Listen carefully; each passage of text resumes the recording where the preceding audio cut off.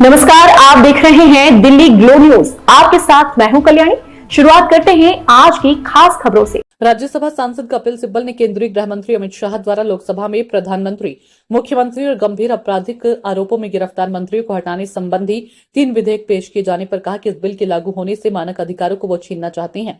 लोकतंत्र को बर्बाद करना इनका मकसद है। बिहार में इन्होंने किस तरह से SIR लागू किया और किस तरह से वोटर लिस्ट बन रही है, इससे वोटर लिस्ट को दीमक लग जाएगा तो चुनाव होगा कैसे, इनकी मंशा क्या है। आपको पता है कि अगर किसी पर FIR होती है तो उसे सीधे गिरफ्तार कर लिया जाता है और ये जो नया कानून है, अगर किसी को हिरासत में ले लिया जाए तो सालों लग जाते हैं।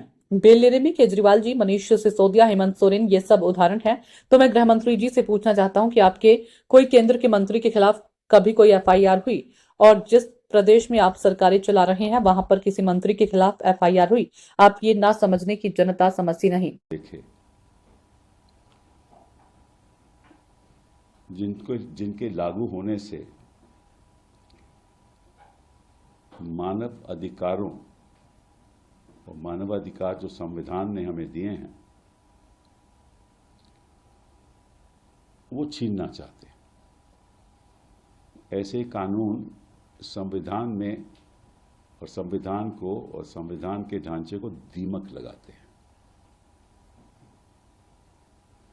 और आपको मालूम है कि दीमक का नतीजा क्या होता है। अच्छा खासा ढांचा अगर दीमक लग जाए तो बर्बाद हो जाता है।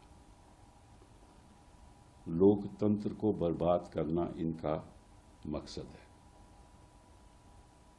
हम ये देखा जिस तरह से बिहार में SIR को लागू इन्होंने किया और जिस तरह से वोटर लिस्ट बन रही है, जिस तरह से लाखों के नाम कटे जा रहे हैं, जिस तरह से कोई एडिशन नहीं हो रही, जिस तरह से BLO काम कर रहे हैं,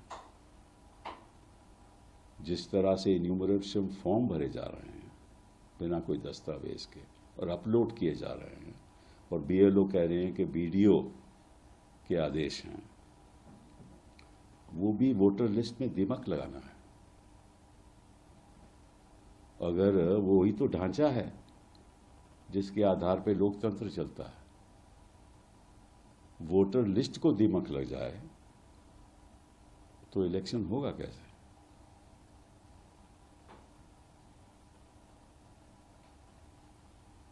तो इनकी मंशा क्या है?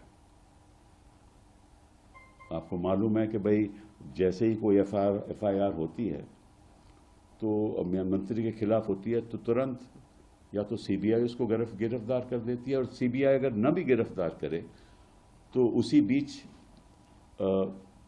ED PNML के अंतर्गत उसको गिरफ्तार कर देती है। और अगर जो नया कानून है हमारा, उसके द्वारा अगर किसी आरोपी को हिरासत में लिया जाए तो आपको मालूम है कि कई महीने, सालों साल लग जाते हैं बेल लेने में। केजरीवाल जी उदाहरण हैं, जैन साहब उदाहरण हैं, मनीष सिसोदिया उदाहरण हैं, हेमंत सोरेन उदाहरण हैं, कई ऐसे उदाहरण मैं आपको दे सकता हूं। तो मैं आपसे और गृह मंत्री जी से पूछना चाहता हूं आपके द्वारा कि गृह मंत्री जी, कोई आपका केंद्र के मंत्री के खिलाफ कभी कोई FIR हुई? और जिस प्रदेश में आप सरकारें चला रहे हो उनके किसी मंत्री के खिलाफ FIR हुई? तो आपकी मन की सोच है वो तो जाहिर है। आप ये ना सोचना कि जनता समझती नहीं। कुछ लोगों को गलत फहमियां होती हैं कि वो सत्ता में रहेंगे और रहते और